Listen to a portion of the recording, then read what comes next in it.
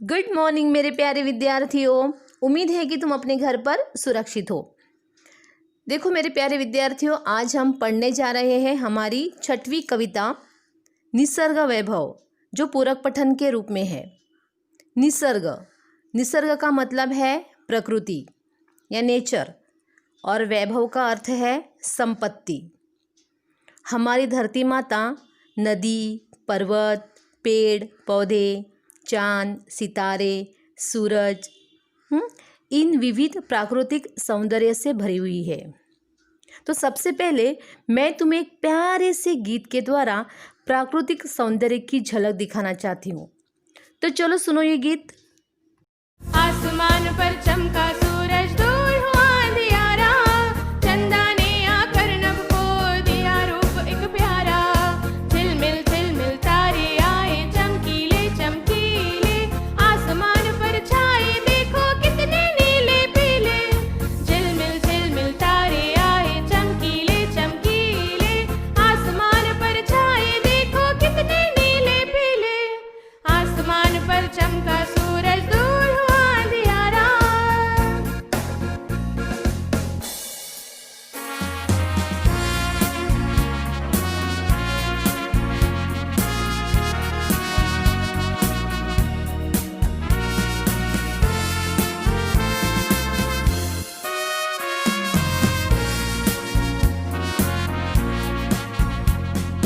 नदियाँ बहती झरने झरते, रंग बिरंगे पुष्प हैं खिलते।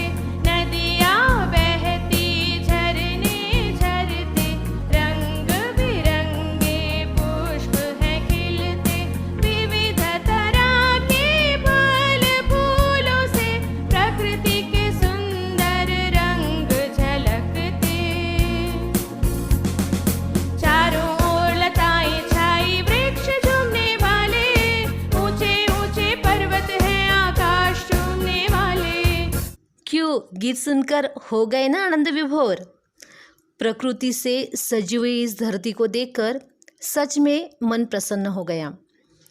हमारे कवि सुमित्रानंदन पंत जी ने इस कविता में बहुत आकर्षित ढंग से प्राकृतिक सौंदर्य का वर्णन किया है। अभी देखो, हमारे कवि है सुमित्रानंदन पंत, जिनका जन्म हो गया है 20 मई 1900 कौसानी में, और जिनकी मृत्यु हो गई है 28 दिसंबर 1977 में। ये छायावादी युग के कवि हैं और उन्होंने प्रकृति के साथ साथ मानव के सौंदर्य को भी उभारा है, आध्यात्मिक चेतनाओं को भी कुशलता के साथ प्रकट किया है। ऐसे बहुत ही आध्यात्मिक रूप से या प्राकृतिक रूप से सौंदर्य से भरे हुए कवि है। ओके, चलो हम कवि हमसे पद्य संबंधी में क्या कहते हैं देखते हैं। उन्होंने प्रथम बताया कि कविता क्या होती है, तो रस की अनुभूति कराने वाली, सुंदर अर्थ प्रकट कराने वाली, हृदय की कोमल अनुभूतियों का साकार रूप कविता है। यानी कि हमारे मन में जो विचार आते हैं, जो भावनाएं आती हैं, उन भावनाओं को जब हम लिखते हैं तब कविता का निर्माण होता है। ओके, आगे उन्होंने कहा है कि प्रस्तुत रचना में प्राकृतिक वैभव, सौंदर्य, निसर्गरम्य अनुभूति, उदात्तता, आध्यात्मिकता, अद्भुत भाषा प्रभाव एवं वर्णन शैली का साक्षात्कार होता है। यानी कि हमें दिखाई देता है, साक्षात्कार होना यानी कि दिखाई देना, यानी कि प्राकृतिक वैभव क्या है। मैंने तुम्हें भी ये छोटा सा गीत सुनाया, तुमने देखा, और कितना हमारा मन प्रसन्न हो जाता, आनंदित हो जाता है। ये प्राकृतिक वैभव है। तो इस कविता के माध्यम से उन्होंने बताते हुए आध्यात्मिकता की ओर, वो चिंतित भी है क्योंकि उन्होंने सवाल किया, इतनी सारी प्राकृतिक सौंदर्य से भरी हुई हमारी धरती माता है, फिर भी हमारा मनुष्य जो है, इंसान जो है, वो चिंताग्रस्त क्यों है, वो चिंतित क्यों है। उनके बारे में उन्होंने बहुत अच्छी तरह से अपने विचार प्रकट किए हैं। तो चलो हम देखते कवि हम क्या कहते हैं इस कविता में। कितनी सुंदरता बिखरी प्राकृतिक जगत में ईश्वर, टपक रही गिरी शिखरों से झर, लौट रही घाटी में, लिपटी धूप छाह में निस्वर। देखो उन्होंने क्या कहा है, कितनी सुंदरता बिखरी प्राकृतिक जगत में ईश्वर, यानी कि ईश्वर ने कितनी सुंदरता बिखरी है ना इस प्राकृतिक जग में, जहाँ नज़र जाए वहाँ पर सौंदर्य ही सौंदर्य नज़र आता है। वहाँ पे देखो उन्होंने कहा है कि ये निसर्ग का निर्माण जो है बहुत ही सुंदरता से किया है। ईश्वर महान है, सर्वश्रेष्ठ है, उनकी कलाकारी को हम सलाम करते हैं। लाजवाब उनकी जो कलाकारी है, उन्होंने ये जो नदियाँ, फूल पौधे, पेड़, इनका निर्माण किया है और बिखरी है यानी कि ऐसे स्कैटर, ऐसे फैलाई है ये प्राकृतिक सुंदरता, ऐसा उन्होंने कहा है। और वो सुंदरता कहाँ से झर रही, देखो, टपक रही गिरी शिखरों से झर, यानी कि ये सुंदरता जो है ना वो गिरी शिखर, गिरी यानी कि पर्वत, शिखर यानी कि पर्वतों का माथा, टॉप, झर रही है। जैसे झरते हैं ना, ऊपर से नीचे पानी आता है, उसे हम कहते हैं कि झरने, वो झर रहे हैं। वैसे ही प्राकृतिक सुंदरता जो है ना वो गिरी से, पर्वतों के शिखरों से गिर रही है, लौट रही घाटी में। और कहाँ पे लौट रही है? लौट का मतलब लेटना। कहाँ आ रही हो? घाटियों में बिखेर रही है, घाटियों में आ रही है। घाटी का मतलब क्या है? वैली। हम उसे दरी, मराठी में दरी बोलते, दरी, ओके। तो वैली इंग्लिश में कहते हैं उसे ना। तो देखो घाटी में लौट रही है, लिपटी धूप छाह में निस्वर। अभी ये देखो पर्वतीय जो प्राकृतिक सौंदर्य उसके बारे में कहा है। तो ऊंचे ऊंचे पेड़ है, इतने पेड़ भरे हुए हैं, तो हर एक पेड़ के टॉप में क्या है? सूरज की किरणें हैं, लेकिन नीचे तक किरणें फैल नहीं रही, तो वहाँ पे छाव है। तो कहाँ पे धूप है तो कहाँ पे छाव है। तो ये छाव कैसी है? निस्वर है, स्वर रहित है, ओके। प्राकृतिक सुंदरता जो है पर्वतों के चोटियों से नीचे गिर रही है। हाँ, गिरी पर पड़ी हुई धूप या घाटी में छाई या फैली हुई छाव, दोनों भी चुपचाप सभी को प्रसन्न और आनंदित कर रही है। दोनों भी महत्वपूर्ण कार्य कर रही है, दूसरों के जीवन में खुशियाँ दे रही है, ओके। ये सुंदरता कहाँ से झर रही है? गिरी और शिखरों से, यानी कि पर्वतों के चोटियों से गिर रही है। और वो कैसी है? निस्वर है। धूप और छाह, यहाँ पे दोनों शब्द जो है वो अपोजिट वर्ड है, ओके। आगे देखो, अनिल स्पर्श से पुलकित तृणदल, बहती सीमाहीन श्लक्ष्ण संगीत स्तोत्रसी, अहरह वन भूमर्मर। अभी देखो यहाँ पे उन्होंने बताया है कि अनिल स्पर्श, अनिल का मतलब क्या है? पवन, हवा, और अनल का मतलब क्या है? अग्नि, ओके। तो हवा के स्पर्श से पुलकित हो रही है, पुलकित होना यानी कि आनंदित होना। कौन आनंदित हो रहे हैं? तृणदल। तृणदल, दल का मतलब समूह, तृण का मतलब तीन का, हरी घास जो है वो क्या कर रही है? ये सीमाहीन हवा बह रही है। हवा को सीमा नहीं रहती, वो कहाँ से कहाँ तक जाएगी हमें पता नहीं है। तो ये जो बहती हुई हवा जो है वो क्या करती है? तिनकों के समूह को स्पर्श करती है, और इसके लिए वो पुलकित हो रहे हैं, आनंदित हो रहे हैं, ओके। चारों तरफ हवा बह रही है, और उस हवा के स्पर्श से तिनकों का समूह बहुत ही पुलकित हो रहा है या आनंदित हो रहा है। श्लक्ष्ण संगीत स्तोत्रसी, श्लक्ष्ण का मतलब क्या है? मधुर। हाँ, अहरह वन भूमर्मर, अहरह का मतलब प्रतिदिन। अब हवा तेज बहती है, हाँ, तो क्या हो जाता है? पत्तों में सरसराहट, पत्तों की जो सरसराहट है वो हमें सुनाई देती है, पत्तों का गीत, पत्तों की आवाज़ हमें सुनाई देती है। अभी देखो हरे पत्ते एक दूसरे पर ऐसे हवा के कारण आ जाते हैं, और हवा जो आवाज़ है वो हमें सुनाई देती है। कभी कभी ऐसा भी होता है कि सूखे पत्ते भी है, तेज़ हवा आने से वो एक साथ बहते हैं, उसकी भी आवाज़ आती है। तो मरमर का मतलब क्या है? पत्तों की आवाज़। हाँ, तो पत्तों की सरसराहट हमें सुनाई दे रही है क्योंकि चारों तरफ हवा बह रही है, ओके। तो अर्थ क्या हो गया कि पवन के या हवा के स्पर्श से तिनकों का समूह जो है वो पुलकित हो रहा है, और हवा जो है वो सीमाहीन, मर्यादित नहीं है, अमर्यादित रूप से वो क्या कर रही है? बह रही है, और इसके कारण मधुर ऐसे संगीत आ रहा है, साथ में जो पत्तों की आवाज़ जो है सरसराहट वो दिखाई दे रही है, सुनाई दे रही है। आगे देखो, फूलों की ज्वालाएं आंखें करती शीतल, मुकुल अधरा मधु पीते, गुंजन भर मधुकर दल। अभी उन्होंने क्या कहा है, देखो फूलों की ज्वालाएं। अभी यहाँ पे ज्वालाएं का मतलब शोभा, लेकिन मेरे प्यारे विद्यार्थियों, पलाश, प्लेम ट्री, ये जो वृक्ष है पलाश का, उसके जो फूल होते हैं वो अंगारों की तरह लाल होते हैं। तो दूर से अगर देखा जाए तो ऐसा लगता है जैसे फूलों की ज्वालाएं हैं। ओके, पलाश का जो ये है वृक्ष जो है उसे कैसे बहुत ऐसे लाल रंग के फूल आते हैं। तो ऐसा भी हो सकता है। तो फूलों की शोभाएं, जो देखो फूल तो है हम सबको बहुत प्रिय है, तो उनके जो ज्वालाएं हैं वो हमारे आँखों को शीतलता प्रदान करती है। जब हम दुखी होते हैं तब अगर हम बगीचे में टहलने के लिए जाएंगे तो हमें मन जो है, हमारा मन वो शांति से भर उठेगा, उस वातावरण में खो जाएगा और हमारा जो दर्द दुख है वो 9-2-11 हो जाएगा। ओके, आगे देखो, मुकुल अधरा मधु पीते। मुकुल का मतलब कली। अभी ये देखो, अधर का मतलब क्या है, होंठ, मधु का मतलब शहद, गुंजन भर मधुकर दल। अभी ये जो कलियां जो है वो अध खुली है, पूरी तरह से खिली नहीं है।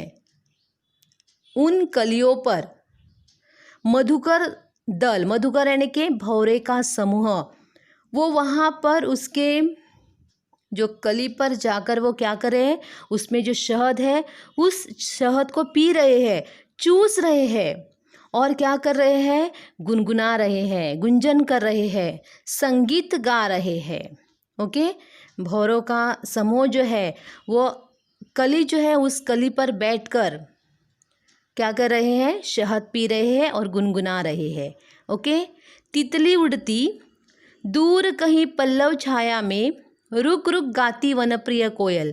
अभी तितली बहुत सारे तितलियाँ जो होती है बटरफ्लाइज, बहुत ही सुंदर उनका आकर्षित रंग होता है और मन को लुभाने वाले उनके रंग होते हैं, वो रंग बिरंगे होते हैं।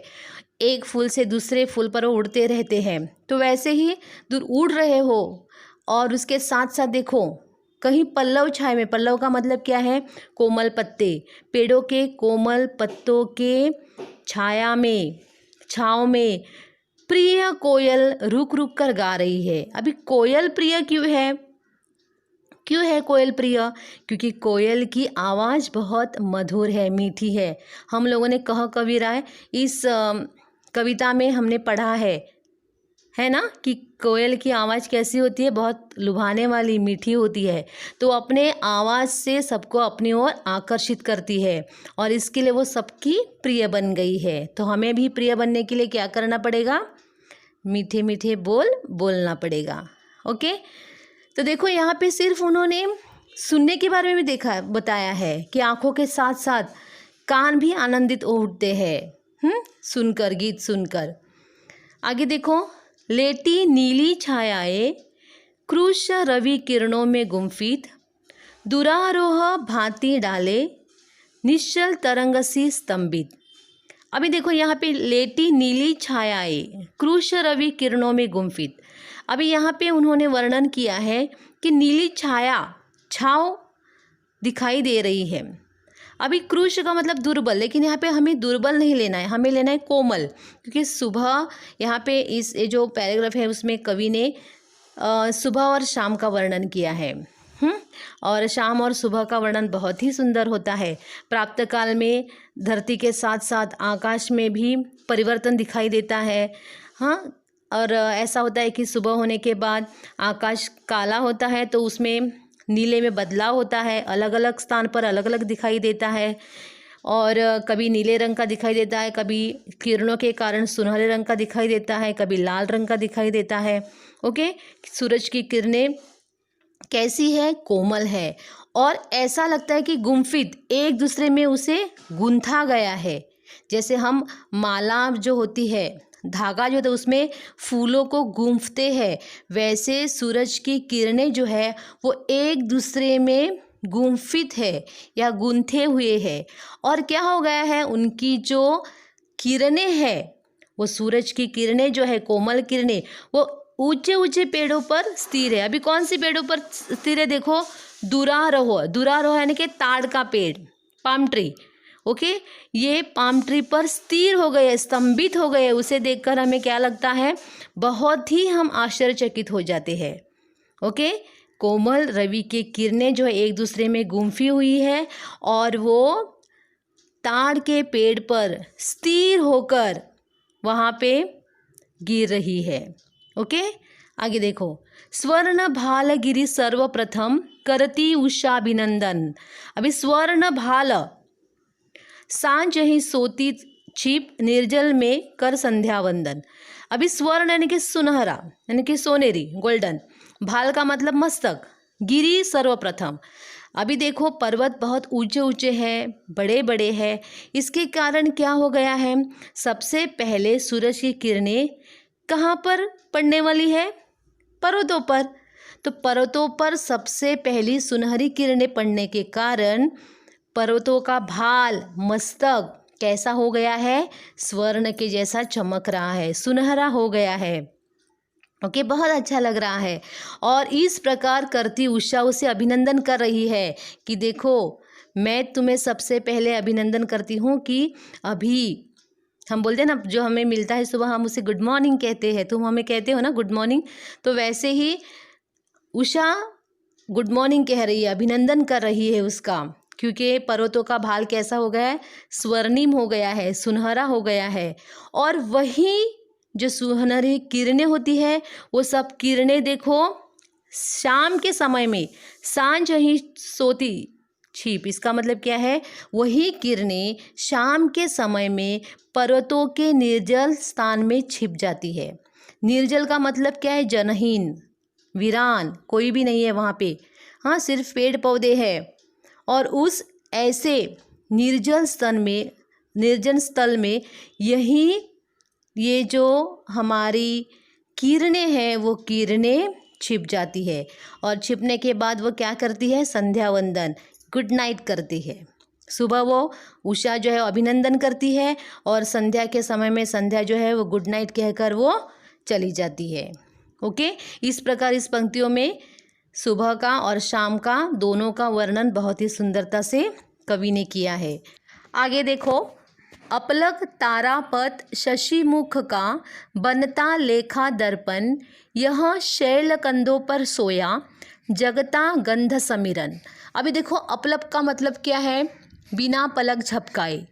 तारापत यानी कि तारकों का समूह, तारों का समूह। शशिमुख यानी कि शशि का मुख, चंद्रमा का मुख। अभी देखो, दर्पण का मतलब है आईना। अभी कवि क्या कहते हैं कि अनगिनत ऐसे टिमटिमाने वाले तारे जो है वो चंद्रमा का मुख निहार रहे हैं। जैसे शीशे में, आईने में हम अपने आप के मुख को देखते हैं, उसी तरह बिना अपने पलके झपकाए तारों का पथ, तारों का समूह जो है वो चंद्रमा को देख रहा है, चंद्रमा में अपने प्रतिबिंब देख रहा है, अपने आप को वो देख रहे हैं। आगे देखो, यही शैल कंधों पर सोया जगत गंध समीरन। समीरन का मतलब पवन और गंध का मतलब सुगंध, यानी कि सुगंधित हवा बन गई है। और सुगंधित हवा का मतलब क्या है कि देखो, पर्वतीय क्षेत्रों में यानी कि पर्वतों पर बहुत सारे फूल ऐसे हैं जो रात के समय में खिलते हैं, यानी कि जैसे रात रानी यानी कि नाइट क्वीन, उनके कारण हवा सुगंधित हो जाती है। और सुगंधित हवा जो है वो कहाँ पर सोई है, देखो शैल पर। शैल का मतलब क्या है, पर्वत, पर्वतों के कंधों पर सुगंधित हवा जो है वो सोई है और वातावरण भी सुगंधित बन गया है। ओके मेरे प्यारे विद्यार्थियों, ये जो कविता मैंने अभी तुम्हें सिखाई, उम्मीद है कि तुम्हें ये कविता समझ में आई होगी। ओके, अभी हम तुम्हें कृतियाँ देने वाले हैं। सिर्फ 2 ही कृतियाँ मैं दूंगी इस अभी जो सिखाया उस कविता के आधार पर। देखो, सूचना के अनुसार कृतियाँ कीजिए। 1, कविता में आए प्राकृतिक सौंदर्य के घटक। पुलकित तृणदल, गिरिशिखर, फूलों की ज्वालाएँ, तितलियाँ, उनके साथ साथ भंवरे भी हैं। तुम लिख सकते हो, कोयल भी है। ओके। दूसरा प्रश्न, एक शब्द में उत्तर लिखो। प्राकृतिक जगत में बिखरी पड़ी है सुंदरता। यहाँ कोयल रुक रुक कर गाती है, कहाँ? पल्लव छाया में। इनकी ज्वालाएं आंखें शीतल करती है, फूलों की। ओके। इन 2 कृतियों को तुम्हें अपने नोटबुक में बहुत ही सुंदर हस्ताक्षर में लिखना है। ओके। अपने घर पर रहो, सुरक्षित रहो और अपना ख्याल रखो। Okay, bye bye, see you.